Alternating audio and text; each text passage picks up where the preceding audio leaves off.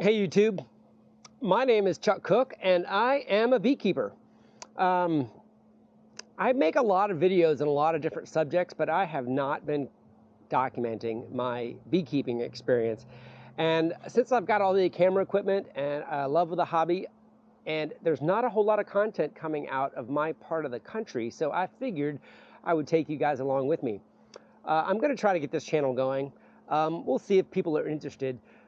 But as I gear up every spring, what I find I continually am craving for is information in my area. You know, we've got a lot of good content coming out, you know, with Bob Benny and Cayman and Bruce and, you know, and many others that are putting out content from the Alabama, from up in the mountains of North Carolina and further up, you got Fred Dunn up in Pennsylvania. And then, of course, you know, way up in Canada, we've got some content coming out too. But we don't have a whole lot coming from Florida, other than from the University of Florida. So this is my backyard. It's definitely a hobbyist. I'm not a sideliner. I've been beekeeping for close to 15 years. So I guess you could call me advanced beekeeper. I have gone through some of the state certifications. I'm not on the journey to master beekeeper yet, just mostly because of the time commitment, and I still have a full day job to the public speaking events that are required to get to that level. But maybe one day I'll get to that level. But yeah, so this is where I am, and I'm using a 360 camera, so I'm going to try to not move the camera a whole lot, but show you what I've got going here. This year I've started doing long lang straws. I created this long lang in the winter, and I've got another one in a different outyard. And I've got it configured with 4 entrances with kind of 1 primary and 3 nucleus entrances. I'm in my 3rd week of grafting right now. I grafted some queens yesterday. The first round is already in these 3-frame mating nukes. I made these out of Advantech. I'm not a huge fan of Advantech right now because this is kind of the end of life of the Advantech, and you can kind of start to see, if you paint them really, really well, they do hold up. But if you don't paint them really well, they do start to kind of come apart a little bit in the weather. But the useful life of them, I think, served the price point of Advantech back when I bought it. And these are about 5 years old, 4 or 5 years old now. I have started to get some of these old lids, and you can kind of see they're starting to come apart a little bit here. It's mostly in the painting and preparation, I think. I try to make most of my own woodenware, with the exception of the deeps and the shallows. I typically buy my gear from Man Lake and put them together. I am a fan of the Hive Butler. I've got 2 of them now. I'm just going to move the camera a little bit. I've got 2 of those. And over here, you can see I do have some of the mini mating nukes going on. So I've got a lot of queen rearing at the moment. I do have an incubator in my shed over here, so I do have some cells that are staying at the 92-degree temperature until they are ready to be sold. I am going to be selling a few of them soon. I'm in zone 8B, I believe is what it is, in Jacksonville, Florida. So I probably should have said that at the beginning of the video.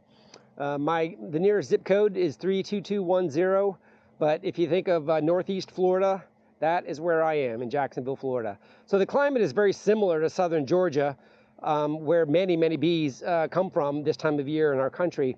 But I'm a little bit further south and near a lot of water. As you can see over here, hopefully the 360 camera will show you, I've got a nice little water hazard from the 1920s that used to be a golf course. The purple martins are here.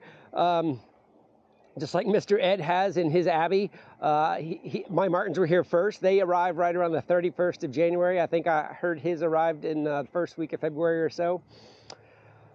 I've been bouncing back and forth between double deeps and singles. I'm going back to doubles, mostly because of swarm management. And this time of year, we are in swarm season. The first swarms in Jacksonville have already happened. I have a hunch the early swarms are mostly from beekeepers that do a lot of feeding without managing. I have been doing a lot of feeding since the 31st of December, when right here, the maples started producing pollen. So as soon as the maples started producing pollen, I went to 1-to-1 and started stimulating for brood rearing. And I have been putting on a little bit of patty mixture to keep the bees moving inside for the worker bees that don't leave. They seem to be consuming it a lot. So that's kind of where we are right now. I'm going to probably not make long videos. I'm probably going to kind of take you along with me, try to keep the editing down to a minimum. I will also say I'm an experimental beekeeper. It's part of my nature. I try things that might not always be mainstream and are borderline experimental. You know, I follow Randy Oliver. I fight Varroa with the best of them. I work on small hive beetles. Everything we possibly can to fight these pests to help our bees. I'll try a little bit. If you don't support that kind of experimentation, maybe this isn't for you. But if you do like to follow me along and learn what I try, I care about my bees, and I'm doing the best I can to support them. I'm not commercial. I'm not selling, you know, honey to Walmart or anything like that. You know, the honey I do produce goes to my neighbors, and they are free to come back here and look at my apiary if they so choose when they pick up their honey. I don't generate a ton of honey, basically off of these, you know, 10 or so production hives and then the set of nukes. I produce a beekeeping hobby, and that's what I do. Anyway, hopefully we'll get some viewers. I love the feedback and comment sections. Most of the other videos I make on my other channels, that is where the life of the conversation lives. I'm not into this for money.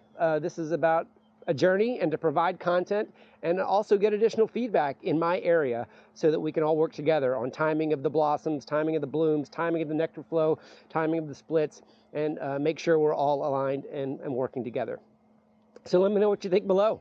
Have a great day, and we'll see you on the next one.